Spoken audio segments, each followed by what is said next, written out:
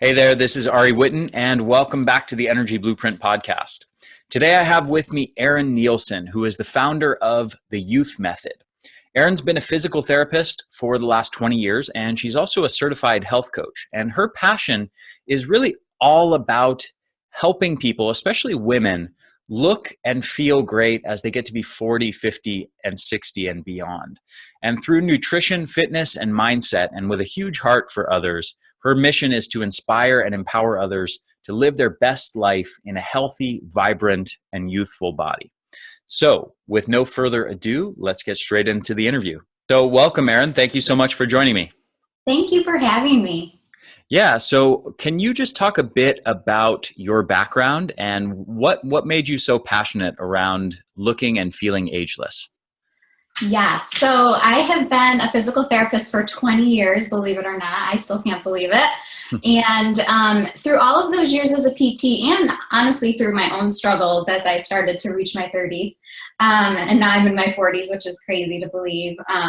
But with my own struggles and working with patients for 20 years, I started to see a lot of pain that was occurring that shouldn't be occurring just because a lot of people didn't have the right information, and I didn't have the right information at the time. So, people were in a lot of pain, they had low energy, they were coming in and having to have hip and knee replacements at really young ages, and I'm like, there's just got to be a better way. I was able to help them after the fact, when they're already coming to me in pain, but what my heart really started telling me I needed to do was, how can we make this not have to happen in the first place? So they're not having to go through all the suffering. And I had some of my own issues with pain and, skin issues, energy issues, all of that was occurring once I hit my 30s. So, as a physical therapist, I love research.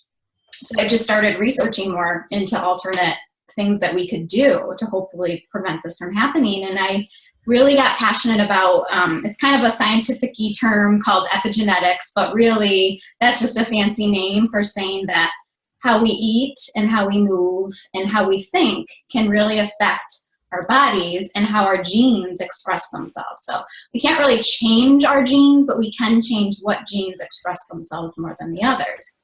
And so that's the idea behind the fancy term epigenetics.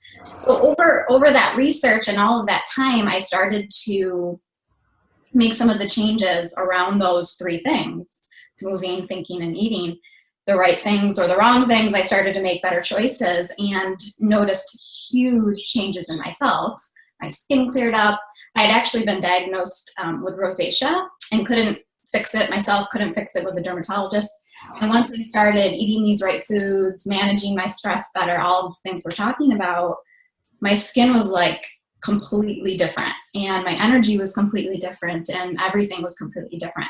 And I had even started having some aches and pains too, which I was getting nervous about. So I'm like, I'm gonna have to do physical therapy on myself now, Mm-hmm. So once I started seeing them working with me, I started offering some just kind of free coaching to my patients along with the regular physical therapy, and told them what I was seeing within myself. And then I started seeing the changes in them too. And so I was like, okay, this is amazing. And this is why I'm so passionate about it, because it's been such a change in my life and a change in my patient's life. So beautiful. I love that. So yeah. What, as far as the specifics of your methods, what would you say are the top three things that are aging us? Yes. So to kind of go back to that epigenetic thing, it's exactly that. So it's most of us, because we're taught the wrong things, don't move and don't eat and don't think in a way that is healing to our bodies.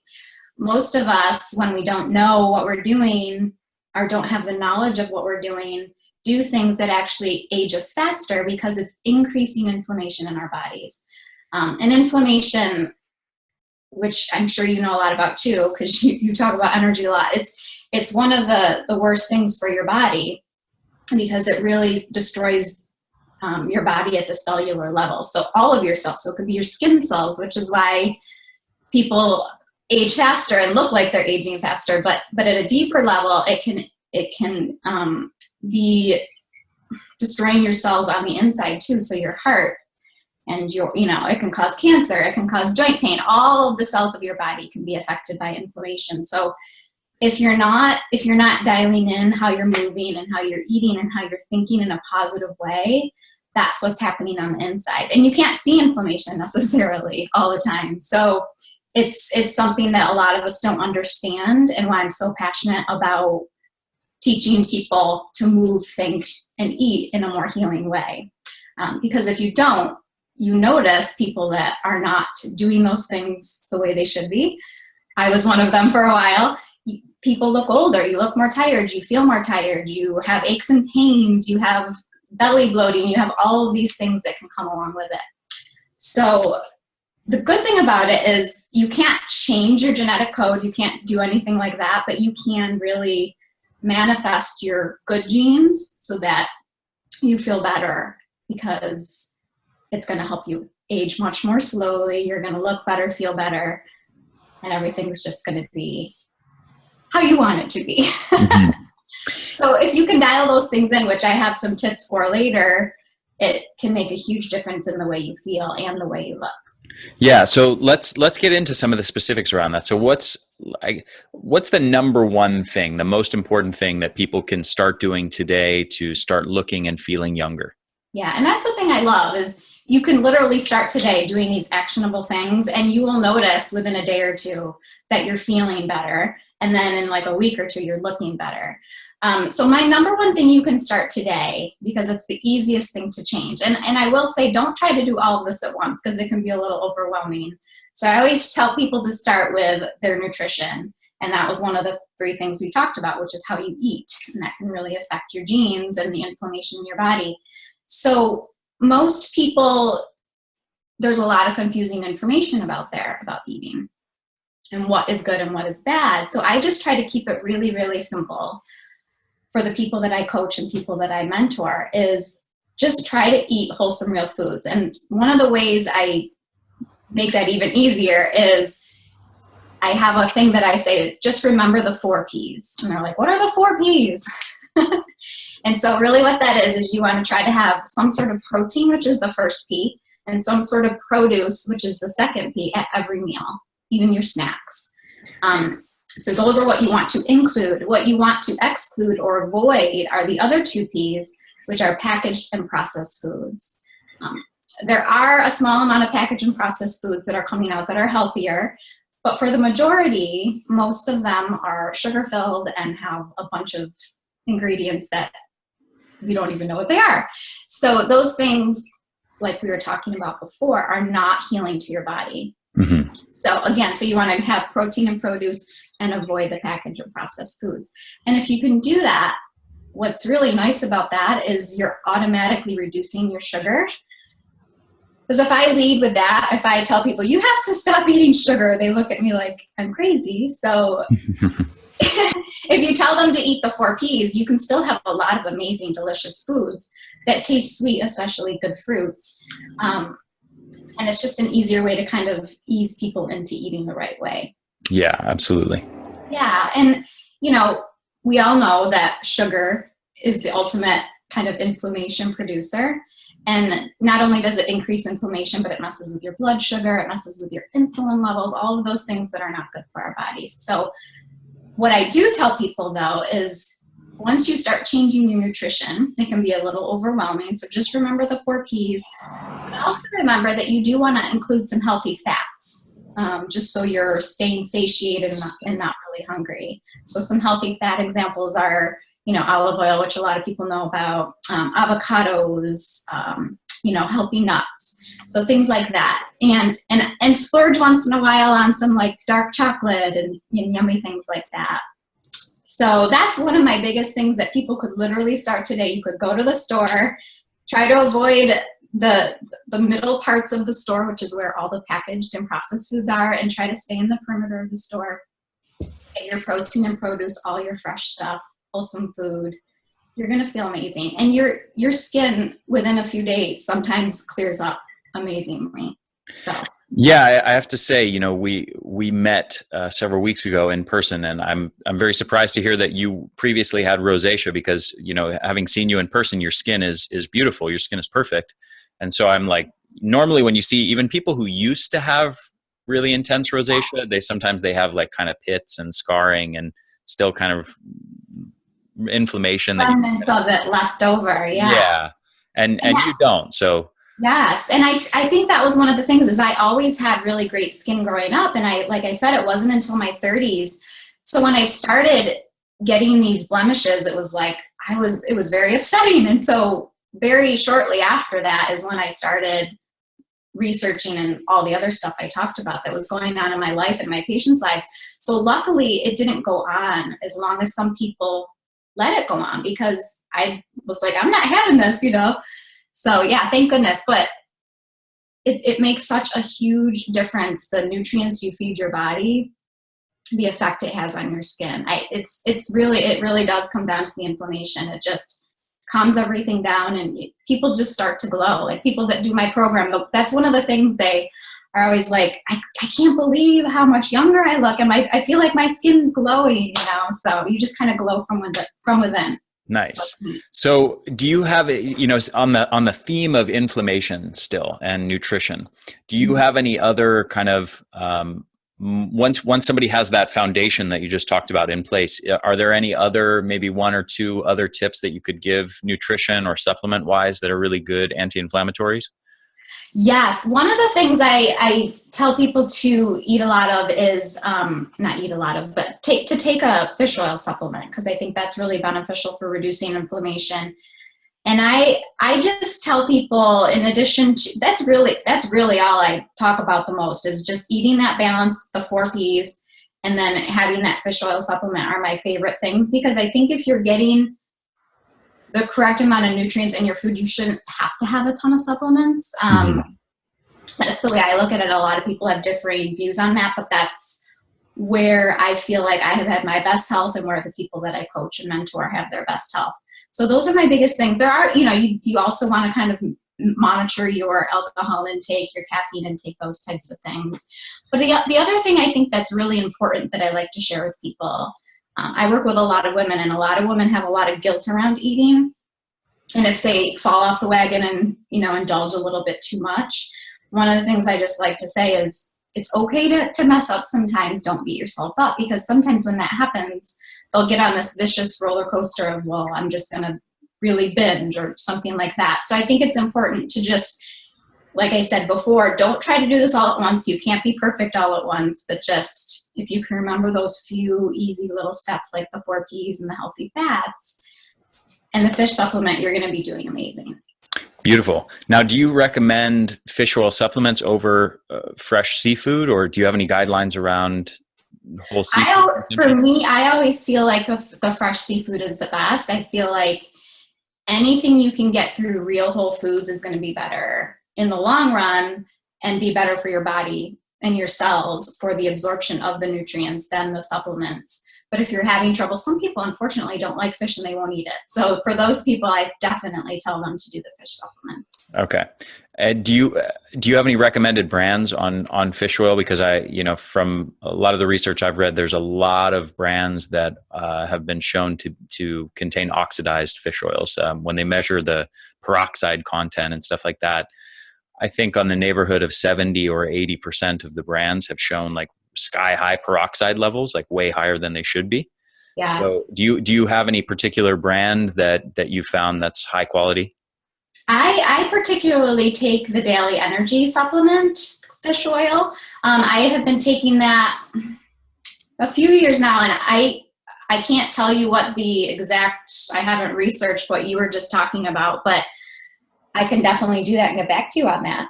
Well, I'm happy to send you the studies on it if you're interested. That'd be great. But the study didn't break down specifically which brands tested as the ones with high peroxide content and the ones that tested as not having high peroxide content. I was just kind of shocked to see that it was like 70 or 80% of the brands have highly oxidized fish oils, fatty acids in them. Have you found any that you like at all? To be honest, I personally prefer krill oil because the astaxanthin content in it protects the fatty acids from oxidation. So I find that useful, but I'm also aware that like there are certain brands of fish oil that I think are really produced in very, very high quality ways and are cold processed and processed in the dark, and they make sure to keep them very fresh by the Yes. time they hit the shelves. And so I think it's possible to get good quality fish oil, but I also think that the majority of the fish oil on the market is not good quality. Yeah. And actually, I think now that you're saying that, the one that I have downstairs that I've been taking is krill oil. Okay. Yeah. So I can actually like send a little picture of it for you so you can see. So Yeah, that'd be great. I want to show the viewers too, because I agree with you. Okay. And then, for people listening on the show notes page for this episode, I'll just put a link to those things. I'll put a link to the research on this, and maybe we can find some between us. We can find some links to high quality fish oil brands that have been, lab tested and shown not to have very high peroxide levels. Right. That'd be great. Cool. So what are some other tips that you have for anti-aging, for energy enhancement, for overall youthfulness? Talk to me about some of your other methods. So the other things we were talking about in reference to the epigenetics, we talked about how we eat. So the other two are how you move and how you think. And those, a lot of people understand that movement is important, but a lot of people either are too sedentary or they may be doing the wrong type of exercise. They may be doing the type of exercise that is producing chronic inflammation in them. So what I really recommend for people that are sedentary is just to start getting out there and starting to walk, have it just be low key at first and then generally build up as you go. But what I really, for people that are already active, I really try to recommend short burst workouts. So nothing really over 30 minutes if it's really high intensity. If it's high intensity and you do it much longer than that, you're going to be producing more of that chronic inflammation that we don't want. So that's one of the things I really kind of teach my followers, that it's really important to do the right kind of exercise, because if you do the wrong type of exercise, it can just be just as damaging to your body as not working out. So let's go deeper into that. So talk to me more about what you feel are the best forms of exercise and some of the worst as far as aging and energy enhancement. Yeah. So if you're doing prolonged high intensity exercise longer than 30 minutes, what it starts to do when you're doing short burst workouts less than 30 minutes, you're having what they call acute inflammation in your body, which is actually good for your body. It's a stressor for your body, but it's a good stressor. If you start going beyond that 30-minute mark and you're doing really high intensity for really long amounts of time, you're starting to produce what we call chronic inflammation, which is just as bad as the other types of things we were talking about that produce inflammation. So you think, oh, I'm working really hard for an hour, this has got to be good for me. And in some ways, you'll see good things, you'll see good muscle definition, but you don't see the things that are happening with inside your body, which is that chronic inflammation that can be really harmful to your cells. So if you're doing really high intensity exercise, you want to keep it under 30 minutes. So you're just having that acute inflammation occur. That's actually a really good thing for your body to see changes. Okay. So just for people maybe not familiar with the term high intensity, can you maybe give some examples of what types of things would be high intensity versus not high intensity? Yes. So the way I explain high intensity to people is, you've got a scale of 1 to 10 on the intensity rating. So if you're working out at a high intensity level, you want to be somewhere between an 8 and a 10 or a 7 and a 10.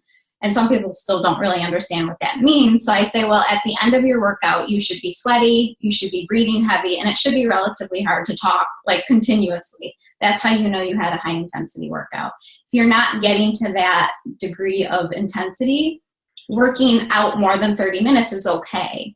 But if you're working at that high level, more than 30 minutes is going to be too much for your body and is going to start to produce that chronic inflammation. Okay. So if somebody's doing a little bit lower intensity cardio, more endurance type activities, do you have any time recommendations on that? So let's say if somebody wants to go for a jog, but they can carry on a conversation at that level of intensity. Are there any time recommendations that you found to be beneficial? I think anywhere, like if you're going for a nice jog, I tell people, actually in one of my exercise programs, they do high intensity workouts 5 times a week, and then they do 2 days a week what I call active rest. So active rest is like a yoga class or a long hike or kind of a leisurely jog or a long walk or swimming or a bike ride that's not getting your heart rate up too much like we talked before, or that in that high intensity level area. I usually recommend, if you're doing a nice leisurely hike, you can go a couple of hours if you want, but if it's just like a nice long walk or a jog, past an hour, I don't think, I worry about people's joints more than anything as a PT for people jogging and running if they're on the unlevel even surfaces. So I think as long as you're staying in a very lower intensity and it's not hard on your joints, there shouldn't really be a time limit necessarily. But if you're doing hills and you're still on unlevel surfaces, I think you kind of still need to keep it within that hour range. Okay. So what is your kind of ideal setup as far as an exercise regimen look like? As far as, is it more high intensity interval training based or weight training based or body weight resistance exercise? It's a little bit of both. So normally I start out my clients with, like I said, if they've been sedentary, just walking. But if they've been exercising a little bit, I will start them with body weight exercise. So all body weight, working multiple muscle groups at a time in that high intensity fashion, so that they're getting the most bang for their buck during those shorter workouts. And then I do eventually, like myself, I use weights with my high intensity exercises. So that's kind of the scale that I put them through. And most people love adding weights in later on. They're like always scared they're going to add bulk. And then they see that I'm doing weights and I'm not bulky. And so, this must work, Right. So it's nice to be an example for people for that. Yeah. Yeah. I was a personal trainer for many years, and I'm very familiar with working with women who are afraid of lifting weights and they're so afraid, and that they're going to get bulky. And I used to tell them, I said, look, I promise you, if you lift this heavy weight, you're not going to wake up tomorrow and have biceps like Arnold Schwarzenegger. I wish that was the case. I wish gaining muscle was that easy. Otherwise I would be huge by now. It's so true. I know. It's amazing. And I don't know why I never really was afraid of that when I started lifting weights, but then I kept hearing it from all of my patients and all of my clients that they were so afraid. I said, listen, do I look bulky to you? Yeah. Yeah, absolutely. The reality of it is, in general, if a woman tries as hard as they can to use as heavy of weights as possible and lift in a way that they're trying to get as muscular as they possibly can, what they'll end up with is a slight amount of muscle gain that actually makes them look really good. Exactly. It gives you the curves where you want them. You just look lean and toned, and exactly. And then when you go into it thinking, I don't want to push too hard, I don't want to lift too heavy weight because I don't want to get too muscular, what ends up happening is kind of nothing. Like you end up spending lots of time doing something that doesn't really result in much noticeable change. So for me, I was always trying to get people as much as possible into the mentality of, you want to think about lifting as hard as you can. Yes. Because muscle gain is so hard that you need to be doing that in order to make change. Exactly. Yeah. And it's fun to see that. It's fun to see, like I was talking about, some of my clients are super sedentary when they come to me. And so you start them with walking, and then you start them with the body weight, and then they start loving the way they're looking, even with the body weight exercises. And I'm like, wait until you see lifting weights, you're going to love it. And they love it. Nice. So is your ideal setup kind of a mix of weight training and then some high intensity interval training and then the active recovery? Yeah, actually a lot of what I do with my short intense workouts is they're doing, squats, lunges, all those multiple body movements together with the weight. So it's kind of all one workout in one. Yeah, it's they call that, it's like a hybrid. It's high intensity resistance training. Yep. So it's like high intensity interval training, but with resistance training movements. Yeah, that's exactly what they are. And they're the most efficient. I feel like you get the most out of them. A lot of people don't have a ton of time to work out, so I think it's really great for people to just start with those. And if they want to do more, they can, but they work really, really well. They do. Yeah. Beautiful. So what else? What other tips do you have? So we talked about exercise. Talk to me about something else.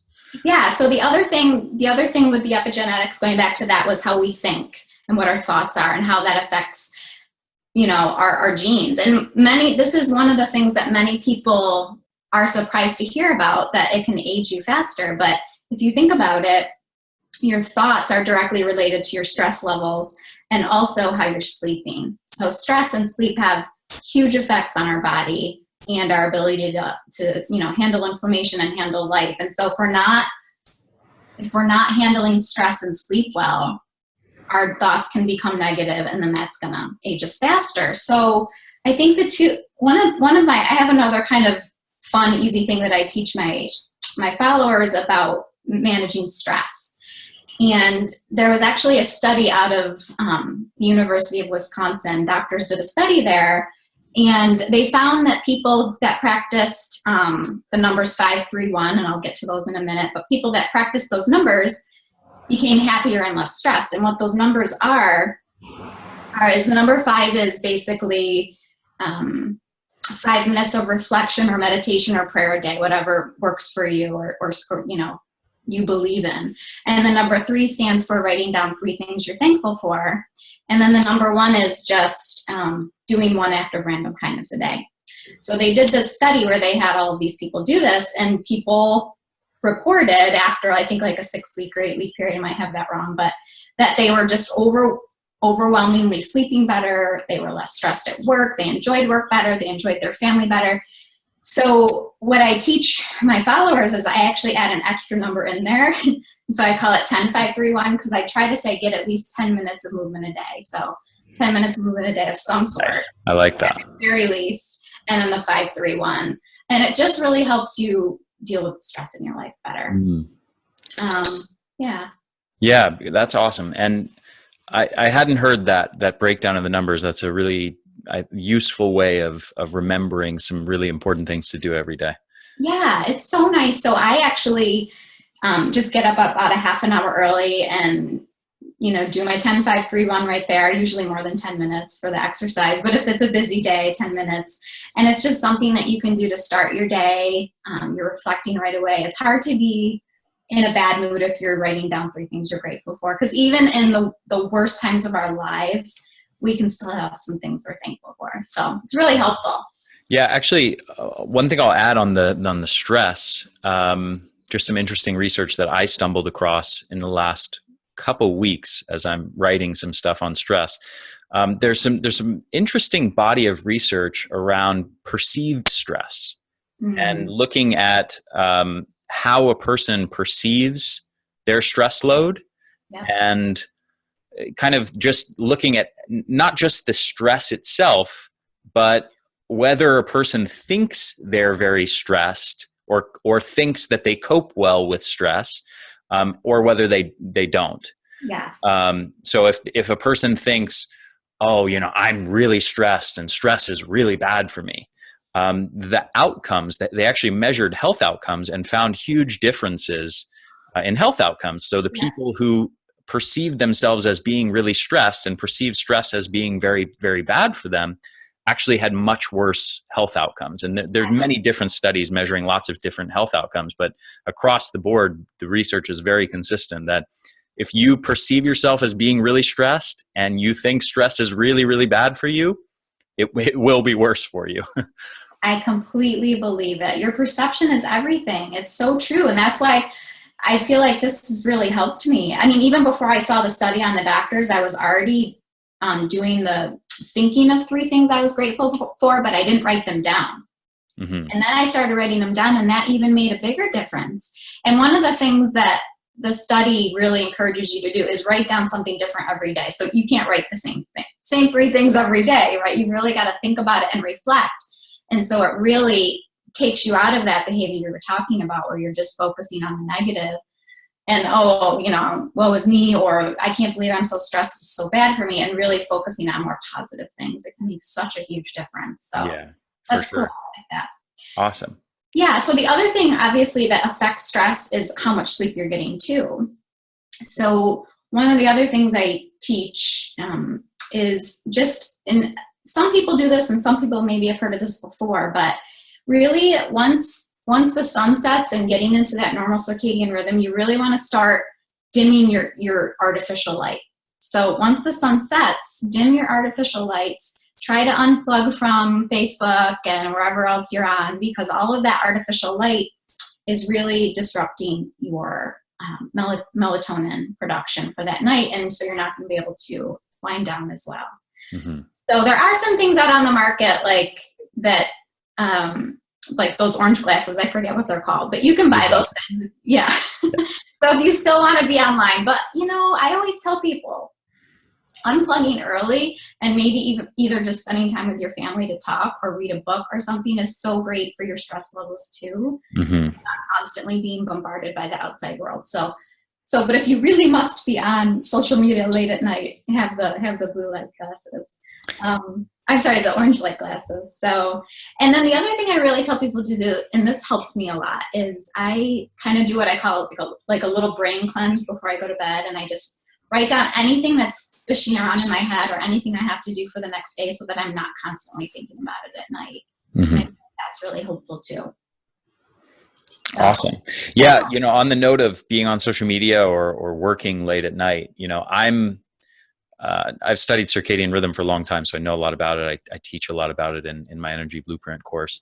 And so I've designed my house and my lifestyle to be very good as far as artificial light at night and wearing blue blockers and many, many other things. But even wearing blue blockers, even with the artificial light at night, if I'm on my computer working till 10 or 10:30, and then I try to go to bed right after that, I notice there's a huge difference for me if I work till that late, and kind of just cut off work and go, okay, now I'm going to go to bed. Yeah. Versus if I cut off work at 8:30 or 9 p.m. and then have an hour or an hour and a half buffer of just relaxing. Maybe I'll read, or maybe I'll watch something educational, or even just watch something silly, a comedy or whatever. For me, because my brain is in work mode and thinking mode so much of the time, I have a hard time turning that off and shifting into sleep mode. So having that hour or hour and a half or 2 hour buffer between the end of work and sleep, for me, makes a huge difference, even beyond the circadian rhythm light stuff. Light. Yeah. I'm the same way. I make myself stop normally by like 7:30, but the other night I did what you were just talking about. I worked until 10. It was just one of those days, and I had some techie problems, and I could not sleep that whole night because the problems were still rolling over in my head. I didn't have enough time to space myself from it. And it's really a huge problem. So I'm glad that doesn't happen to me a lot, because I know what you're talking about. Yeah. Well, so such is life for the entrepreneur, huh? I know. We don't work 9 to 5 jobs. And so sometimes work doesn't end very nice and neatly at the end of the day. Yes. And the weekends too. It's like, oh. Yeah. So, I'm curious what you find in your practice and in coaching people. What do you think are the biggest obstacles or stumbling blocks for people? Where do they get off track? Where do they derail? Where do they get off the program? Or what causes that? And how do you deal with that? I would say two things. I would say, I think I mentioned it before a little bit. A lot of the women I work with have a very strong guilt mentality if they do something wrong. And so that once they do something wrong, they kind of just crumble, and then they just go back to their old ways because they're like, well, I'm never going to be able to do this. I failed once, and, just forget it. And I actually used to be that way. I used to, before I really started eating more healthy, in my way long ago years when I was doing like low fat diets and stuff and felt awful all the time. So I'd go off of this thing and start eating something bad for me. And then I'd feel awful that I did that. And then I just eat more because I felt awful that I did that. So I see that all the time with my clients, all the time. So the way I counteract that is, one, I just tell them it's one day. it's a brand new day the next day, just start over. But I also give them a little leeway and often say, you know, if you haven't reached your goals where you want, if your energy is still low, if you're still not feeling well, if you're not where you want to be in terms of food, try to just do 90% of the time do good. And then if 10% of the time you mess up or you just choose to indulge, that's okay. It's not going to mess up your results. So that gives them, I think so many people think they have to be perfect. And if they're not, then they're not going to get the results that they want. So if you can say you don't have to be perfect all the time, you have a little leeway and don't beat yourself up if you fall off. I think that makes a huge difference. And that makes a huge difference for me. But the other thing that I see, and I didn't touch on before, and it kind of has to do with stress, is most adults don't play enough. Yes. They don't enjoy things. They don't take time to do the things that they love. And that kind of recharges their spirit. And when you recharge your spirit, you just recharge your whole life and you recharge your whole body. So that's something I work on with a lot of women too, because women especially, I think all people do this, but especially women, don't take enough time for themselves and to do the things that they love. And so when they start doing that, and it might just be like 5 minutes a day or 10 minutes a day that they're doing something that they love, they realize how much more they can handle and how much better their energy is and how much better they feel and how much better their mood is. So those are the two things that I try to teach people is, you know, play once in a while, and it's okay not to be perfect all the time.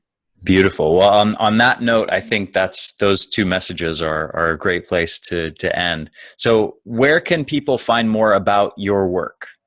Yeah, so my website where you can find all of everything we've talked about here basically and anything you might want is theyouthmethod.com. And I have a free gift for you there that if your followers want to take advantage of that, or I'm really big into, like we talked about before, nutrition, and there's some really great recipes to just kind of detox your body and get you going the right direction. And there's a free gift there for you for recipes for that. And all the recipes are amazing, and you can make each recipe in under 10 minutes. So they're great for busy moms or, you know, any busy professional to just get in there, get something healthy. So beautiful. And all the links will be on the show notes page for this episode. So Erin, thank you so much. It's been an absolute pleasure interviewing you, and thank you for sharing your beautiful messages with my audience. Thank you, Ari. It was a pleasure being here. Likewise. All right. Take care. Bye.